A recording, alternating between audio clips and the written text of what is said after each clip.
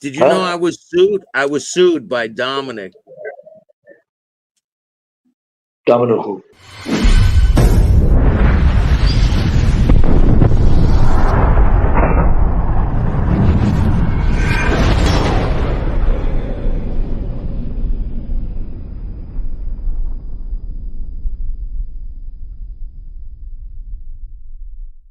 Welcome to this episode of Chatting with Staxx. I'm your host, Bill Staxx, and today I got Gino. I went, when the commission happened, I was in Long Island. In the 80s, 1980s, or 79, I lived in our beach right next to, John Gotti and Joe Messino. All the heavy hitters were there. And I was in relationship with this Gambino crew from East New York. And I was starting to get back on my feet. We had the gambling. We had the shy money. We did everything. And then Joe steps in and tells them he's my nephew and he's with me. And anything he's got, I want. Oh, so, and then they cut me off. And then I said, I can't go nowhere. It's time for me to move on. And I moved out to Long Island. Where Long Island, Suffolk County, Nassau County, very strict laws. You get busted for bookmaking, they throw the book at you, anything. Especially if you're affiliated with a mob, And I said, well, I'd rather take my chances there. And I started, going and make friends and build up my empire there, get back on my feet.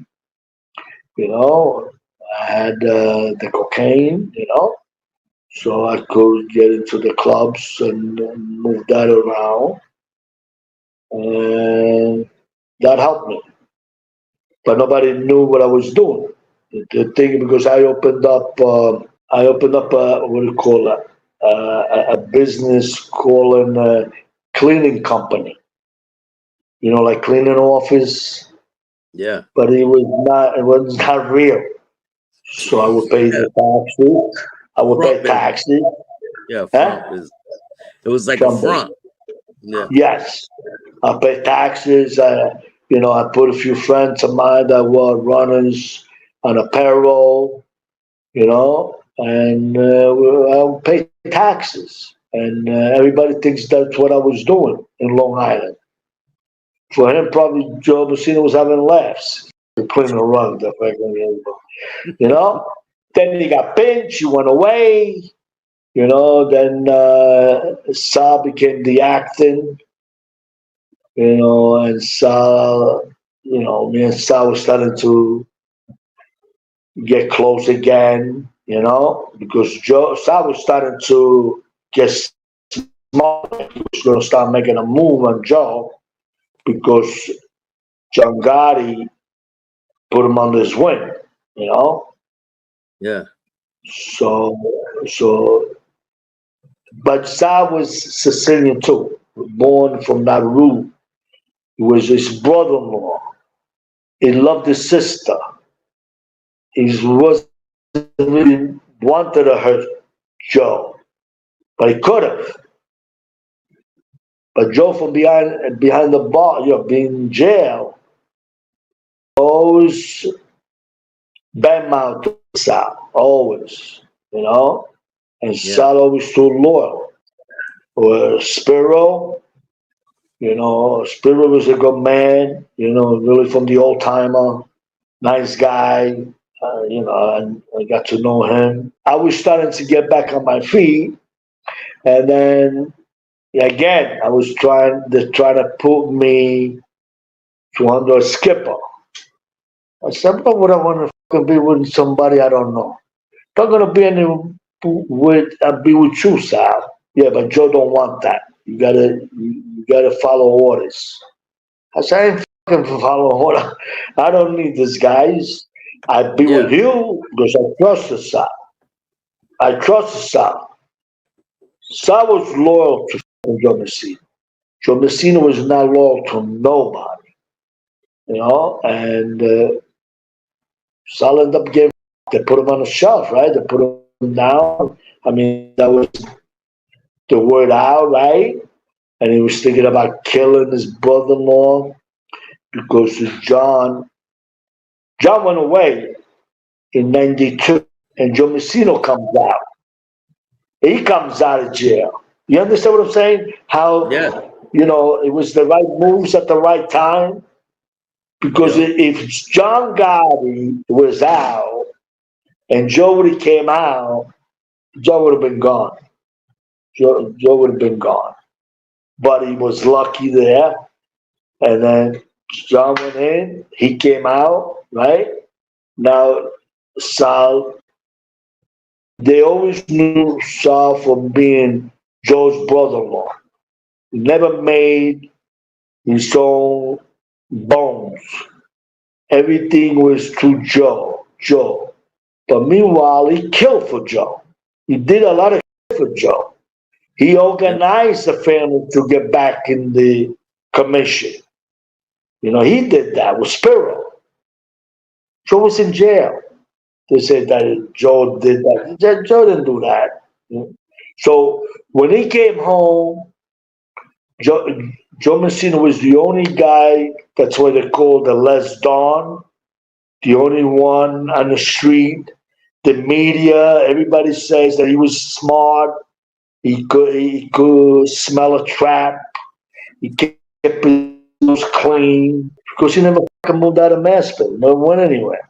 He was always in that thing, and whatever people he had.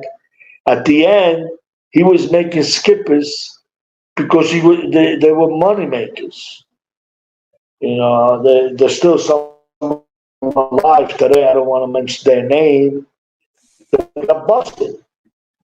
And you see how fast they rat him out because Yeah. Joe was always a manipulator, taking money from everybody. So when they were ready to go to jail, they said, "Why should I go to jail for this?"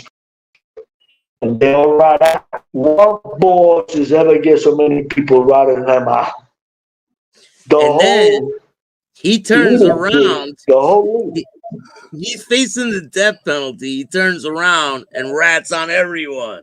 The boss. listen, we get this penalty. Nobody has ever been executed in the electric chair since Cuomo was there. They have it on the books, but nobody has ever been executed in the electric chair. They use that, the feds use that to give them a reason why he should rat out and be the good guy. But it didn't work because people today they're starting to see that everybody ratted on him, and the guys he put under his leadership, they were fucking drug addicts. They were, what'd you say, pimps. They had nightclub, topless places, They were not really gangsters. So, and that's why everything fell apart with him. But Shamo, Vinny Gorgeous, he was a tough guy. He You was know, just, I did you never know I met got him. I think he came to my restaurant once. did you know Huh? I was sued? I was sued by Dominic Dominic who? What's his Sicali. last name? Dominic Chicago. Sicali. Why would he sue you? He sued me for $375,000 for defamation of character. I don't know what that means. It means What I does was it talking mean? bad. It means I was talking bad about him. You went on your podcast, Yeah, and what happened? he lost. Thank you. Why would he do that? He's a criminal. What you're doing a podcast about the mob. Look at Jerry Capisci. Capisci? Look at the shit he writes. He's Bresley. I don't know if you remember Bresley. Jim Bresley. He worked for the New York. Sounds familiar. New York. Bresley was before the Capisci. He was the guy who did all the organized crime. This has been going on for years.